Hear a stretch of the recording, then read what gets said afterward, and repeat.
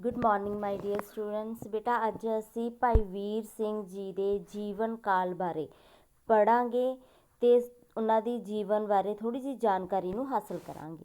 ਭਾਈ ਵੀਰ ਸਿੰਘ ਜੀ ਦੇ ਜੀਵਨ ਕਾਲ ਦਾ ਸਮਾਂ 1872 ਤੋਂ ਲੈ ਕੇ 1957 ਈਸਵੀ ਤੱਕ ਦਾ ਸੀ। ਭਾਈ ਵੀਰ ਸਿੰਘ ਜੀ ਦਾ ਜਨਮ 5 ਦਸੰਬਰ 1872 ਈਸਵੀ ਨੂੰ ਹੋਇਆ।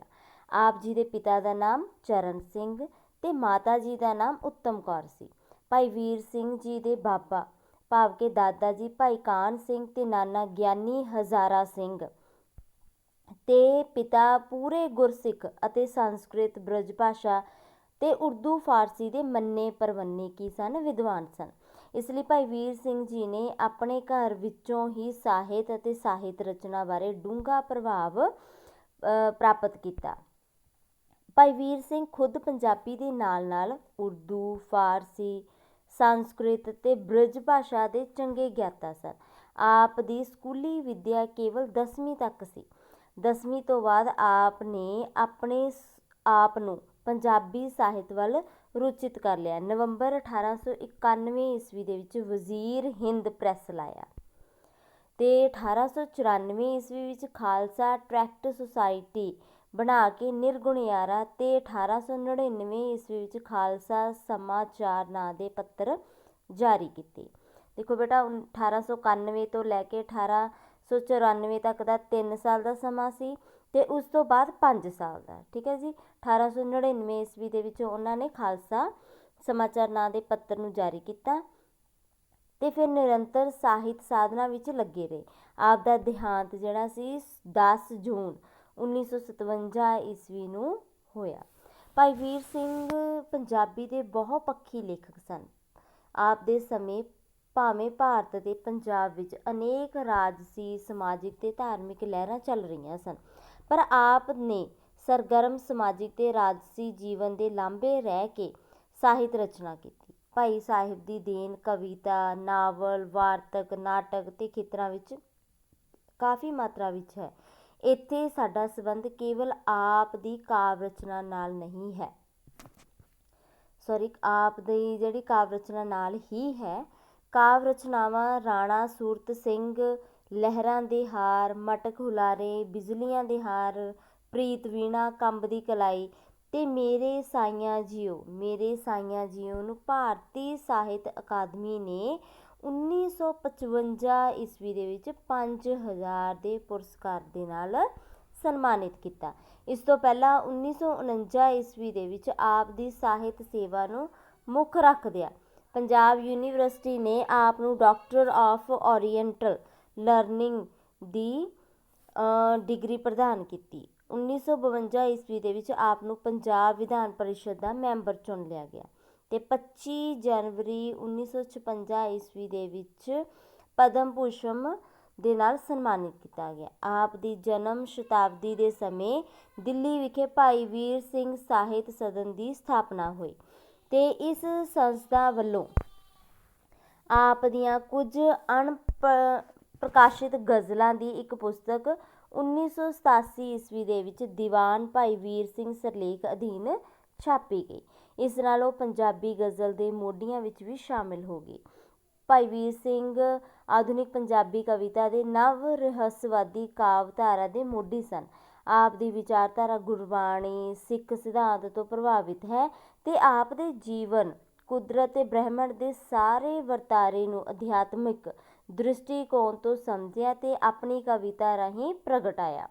ਆਪ ਦੀ ਕਵਿਤਾ ਵਿੱਚ ਪ੍ਰਕਿਰਤੀ ਸੁੰਦਰਤਾ, ਮਨੁੱਖੀ ਜੀਵਨ, ਮਨੁੱਖ ਅਤੇ ਬ੍ਰਹਿਮੰਡ ਦਾ ਰਿਸ਼ਤਾ ਵਿਸ਼ੇ ਅਪਣਾਏ ਗਏ ਅਤੇ ਰਹੱਸਵਾਦੀ ਵਿਚਾਰਧਾਰਾ ਦੀ ਧਾਰਨੀ ਹੋਣ ਕਾਰਨ ਆਪ ਕੁਦਰਤ ਦੇ ਸਾਰੇ ਵਰਤਾਰੇ ਪਿੱਛੇ ਕਿਸੇ ਅਦ੍ਰਿਸ਼ ਸ਼ਕਤੀ ਅਰਥਾਤ ਰੱਬ ਦਾ ਹੱਥ ਮੰਨਦੇ ਹਨ, ਜਿਸ ਨੂੰ ਅਸੀਂ ਦੇਖ ਨਹੀਂ ਸਕਦੇ, ਪਰ ਉਹਨਾਂ ਦੀ ਸ਼ਕਤੀ ਜਿਹੜੀ ਹੁੰਦੀ ਹੈ ਬਹੁਤ ਜ਼ਿਆਦਾ ਹੁੰਦੀ ਹੈ। ਅਦ੍ਰਿਸ਼ ਸ਼ਕਤੀ ਮਤਲਬ ਜਿਸ ਨੂੰ ਅਸੀਂ ਦੇਖ ਨਹੀਂ ਸਕਦੇ ਬਟ ਮਹਿਸੂਸ ਕਰ ਸਕਦੇ ਹਾਂ।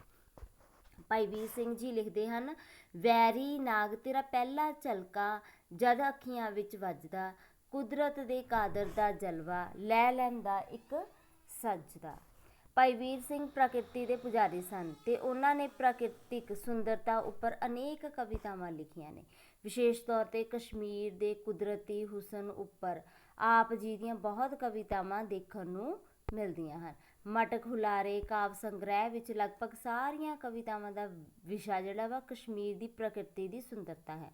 ਪ੍ਰਕਿਰਤੀ ਆਪ ਲਈ ਖੇੜੇ ਦਾ ਸਾਧਨ ਸੀ, ਭਾਵ ਖੁਸ਼ੀ ਦਾ ਸਾਧਨ ਸੀ। ਖੇੜਾ ਅਰਥਾਤ ਵਿਕਾਸ ਜੀਵਨ ਦਾ ਚਿੰਨ੍ਹ ਹੈ ਤੇ ਇਹ ਜੀਵਨ ਦੀ ਪ੍ਰਕਿਰਤੀ ਨੂੰ ਸਦੀਵੀ ਤੇ ਅਨੰਤ ਬਣਾਉਂਦਾ ਹੈ। ਇਸ ਖੇੜੇ ਦੀ ਪ੍ਰਾਪਤੀ ਉਸ ਨੂੰ ਹੁੰਦੀ ਹੈ ਜੋ ਪ੍ਰਕਿਰਤੀ ਦਾ ਭੇਦ ਸਮਝ ਲੈਂਦਾ ਹੈ। ਖੇੜਾ ਭਰਿਆ ਹਰ ਰੁੱਤੇ ਹੈ, ਹਰ ਹਾਲੇ ਹਰ ਜਾਈ, ਖੇੜਾ ਛੱਡਿਆ ਜਿਸ ਨੇ, ਇਸ ਦਾ ਰਮਜ਼ ਉਸਨੇ ਪਾਈ। ਭਾਈ ਵੀਰ ਸਿੰਘ ਨੇ ਪੰਜਾਬੀ ਵਿੱਚ ਰੂਪਕ ਪੱਖ ਤੋਂ ਕਈ ਨਵੀਆਂ ਪਿਰਤਾਂ ਪਾਈਆਂ। ਪਹਿਲਾ ਮਹਾਕਾਵਿ ਰਾਣਾ ਸੂਰਤ ਸਿੰਘ ਨੇ ਆਪ ਜੀ ਨੇ ਲਿਖਿਆ ਸੀ। ਇਸ ਰਚਨਾ ਵਿੱਚ ਆਪ ਨੇ ਸਿਰਖੰਡੀ ਛੰਦ ਦੀ ਨਵੀਨ ਢੰਗ ਦੇ ਨਾਲ ਵਰਤੋਂ ਕੀਤੀ ਸੀ। ਇਹ ਛੰਦ ਆਮ ਤੌਰ 'ਤੇ ਯੁੱਧ ਕਾਵਿ ਦੇ ਲਈ ਵਰਤਿਆ ਜਾਂਦਾ ਸੀ, ਪਰ ਭਾਈ ਵੀਰ ਸਿੰਘ ਨੇ ਆਪਣੇ ਮਹਾਕਾਵਿ ਵਿੱਚ ਇਸ ਦੀ ਨਿਰੋਲ ਅਧਿਆਤਮਿਕ ਪ੍ਰੀਤ ਦੇ ਬਿਆਨ ਤੇ ਪ੍ਰਕਿਰਤੀ ਵਰਣਨ ਲਈ ਵਰਤਿਆ ਹੈ। ਭਾਈ ਵੀਰ ਸਿੰਘ ਜੀ ਲਿਖਦੇ ਹਨ, ਚਲੀ ਗਈ ਹੈ ਰਾਤ ਪੱਛੋਂ ਦੇਸ਼ ਨੂੰ, ਚਾਦਰ ਨਾਲ ਸਮੇਟ ਨੇਰੇ ਵਾਲੜੀ, ਛਿਪਦੇ ਤਾਰੇ ਨਾਲ ਰੂਪ ਲੁਕਾਉਂਦੇ, ਪੌ ਫੁੱਟ ਆਈ ਨਾ ਅਜੇ ਆਕਾਸ਼ ਤੋਂ। ਨਿੱਕੀ ਕਵਿਤਾ ਤੋਂ ਬਿਨਾਂ ਆਪ ਜੀ ਨੇ ਕਈ ਹੋਰ ਨਵੀਨ ਕਾਵਿ ਰੂਪਾਂ ਨਾਲ ਪੰਜਾਬੀ ਕਵਿਤਾ ਨੂੰ ਜਾਣਕਾਰੀ ਹਾਸਲ ਕੀਤੀ, ਸਾਰਿਆਂ ਨੂੰ ਜਾਣੂ ਕਰਵਾਇਆ, ਪਰਿਚਿਤ ਕਰਵਾਇਆ ਸਾਰਿਆਂ ਨਾਲ। ਫਾਰਸੀ ਤੇ ਰੁਬਾਈ ਕਾਵਿ ਰੂਪ ਨਾਲ ਮਿਲਦਾ ਜੁਲਦਾ ਇੱਕ ਛੰਦ ਘੜਿਆ ਤੇ ਉਸ ਦਾ ਨਾਂ ਤੁਰਿਆਈ ਰੱਖਿਆ। ਇਸ ਤੋਂ ਬਿਨਾਂ ਗੀਤ ਦੇ ਅੰਗਰੇਜ਼ੀ ਕਾਵਿ ਰੂਪ ਸੋਨਾਟੇ 14 ਸਤਰਾਂ ਦੀ ਕਵਿਤਾ ਵੀ ਸਫਲਤਾਪੂਰਵਕ ਲਿਖੀ। ਬੋਲੀ ਦੇ ਪੱਖ ਤੋਂ ਭਾਈ ਵੀਰ ਸਿੰਘ ਦੀ ਦੇਣ ਅਮੁੱਲ ਹੈ। ਜਦੋਂ ਆਪ ਨੇ ਪੰਜਾਬੀ ਰਚਨਾ ਸ਼ੁਰੂ ਕੀਤੀ ਉਸ ਸਮੇਂ ਪੰਜਾਬੀ ਇੱਕ ਤਿਰਸਕਾਰੀ ਹੋਈ ਗਵਾਰ ਭਾਸ਼ਾ ਮੰਨੀ ਜਾਂਦੀ ਸੀ। ਭਾਈ ਵੀਰ ਸਿੰਘ ਨੇ ਉਸ ਨੂੰ ਸਾਹਿਤਿਕ ਠੁੱਕ ਪ੍ਰਦਾਨ ਕੀਤੀ ਤੇ ਸਰਲ ਸਾਦੀ ਤੇ ਸਪਸ਼ਟ ਭਾਸ਼ਾ ਵਿੱਚ ਗੁਰਬਾਣੀ ਦੇ ਦਾਰਸ਼ਨਿਕ ਵਿਚਾਰਾਂ ਨੂੰ ਨਿੱਕੀ ਕਵਿਤਾ ਦੇ ਮਾਧਿਅਮ ਰਾਹੀਂ ਪ੍ਰਗਟਾਇਆ। ਸਧਾਰਨ ਜੀਵਨ ਦੇ ਪ੍ਰਤੀਕਾਂ ਤੇ